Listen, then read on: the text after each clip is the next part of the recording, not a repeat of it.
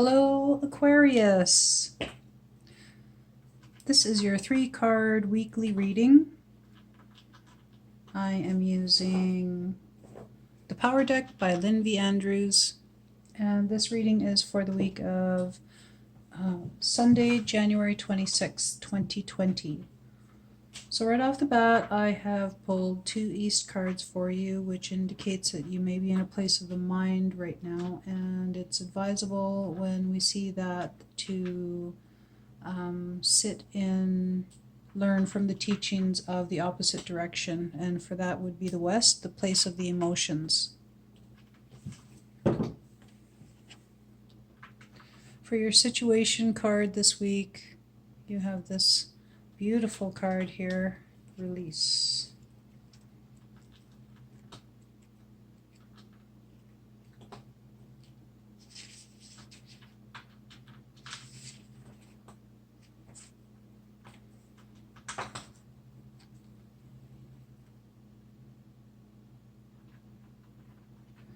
Anytime you're possessed by an emotion that you cannot control, know that it does not belong to you.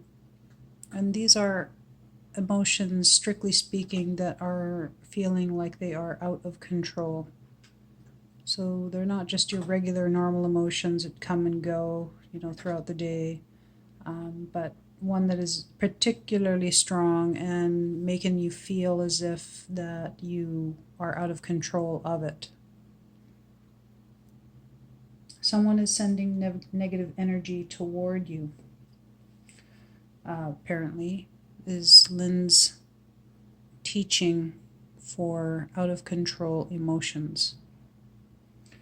Imagine that the negative emotion is muddy water pouring down through your hands onto your legs and feet and into the earth. Or take that emotion into your hands and release it like a hawk.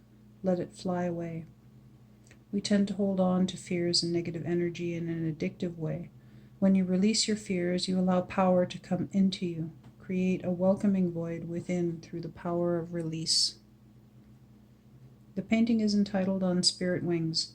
Release is one of the most important acts that you can learn on your path to power.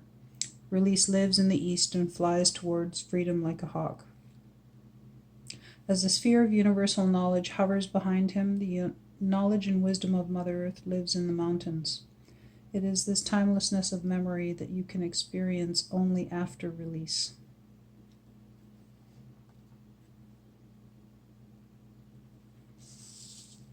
And for your challenge card, we have Essence.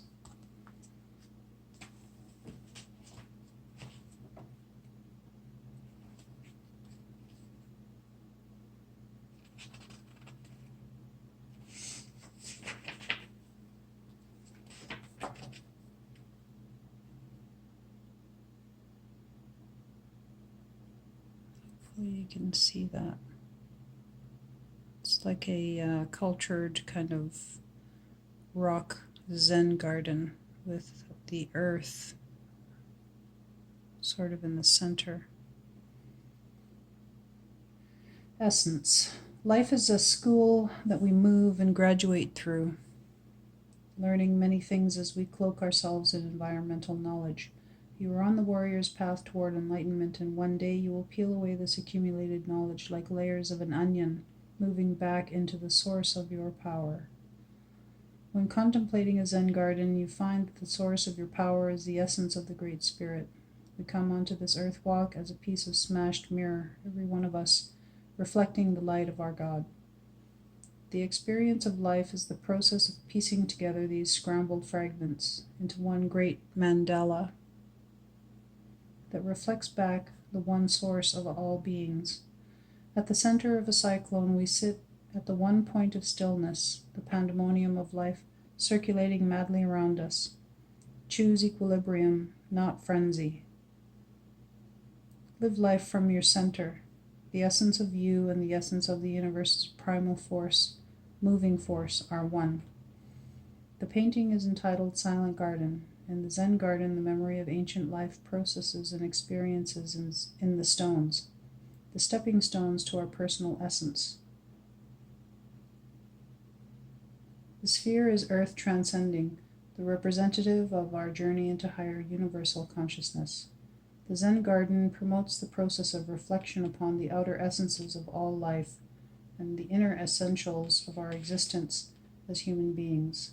If you do not understand your essence, you have no power.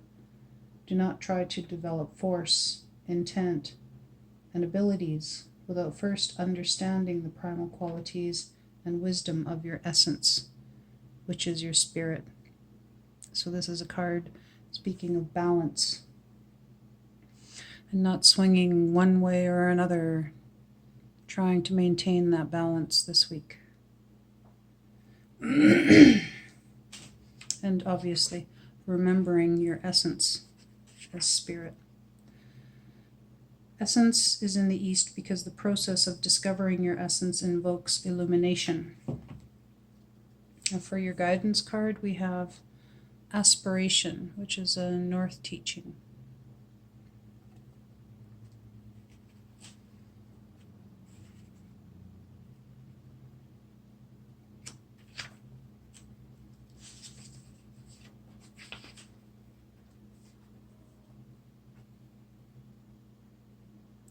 Aspiration stimulates power. It is your aim spiritually and physically in the world, and it involves the totality of your being. Without the balance between the physical and the spiritual, aspiration is a hollow accomplishment.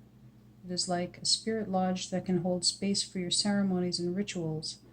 The spirit lodge must first have a strong foundation of capability, trust of those around you, and responsibility. Aspiration is what builds the spirit lodge of power. It is the quiet architect of your accomplishments, and it sits at the feet of power, just as the deer stands before the remnants of an ancient and powerful civilization come and gone. Keep your heart open, kind, and loving so that the energy of the universe can move freely through you. It is difficult to aspire without judgment, but judgment limits you, putting a fence around your consciousness. Give much consideration to all your choices in life and a free flow to your process of aspiration.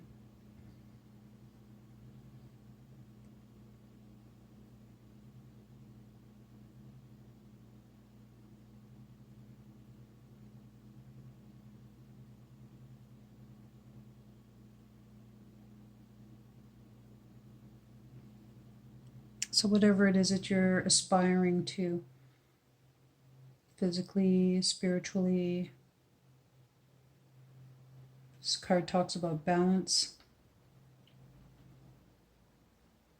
between those two aspects of your being, your physical and your spiritual, that it needs it.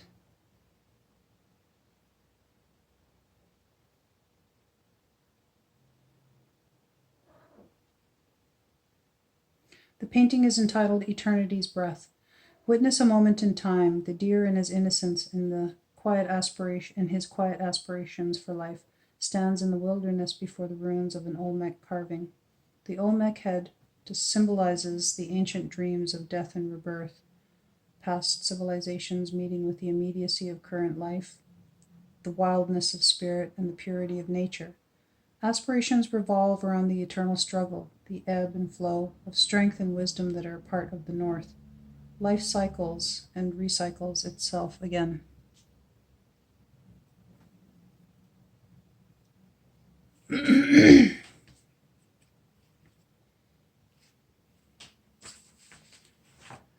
And so just to remind you that from this reading, I can see that you may be in a place which is more centered on the mind right now. Just for the fact that I have pulled 2 East cards. And as such, the teachings of the West are what you need to sit with. So to try to allow your emotions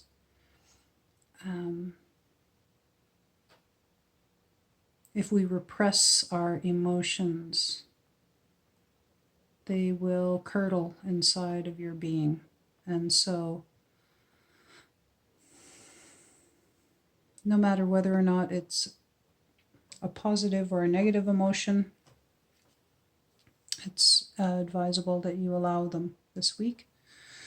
So You could have an abundance of, negative emotions and no way to vent them. Try to do something that allows you to vent your emotions. Maybe, write something furiously down into your journal and then crumple it up or rip it up, throw it away, or do something like that. You can also, um, in a safe space, obviously, you can journal and then you can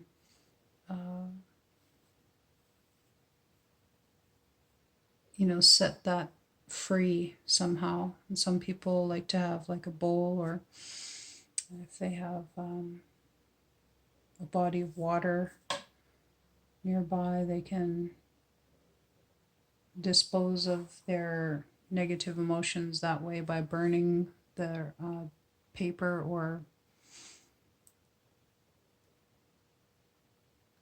setting the paper into some type of a body of water. But to me, that's just littering, so I don't advise that. Some people even bury pieces of their journal that they no longer want, just to signify that it is, gone from them. Depending on what you're dealing with your emotions, it could be something really heavy, and that is a good way. If you're dealing with, maybe some emotions that have to do with another person who is significant in your life, that also might be a good way to deal with them. If you have some unexpressed, positive emotions like love, happiness, those types of emotions also need to get expressed in some form. And we all know how to give love to others.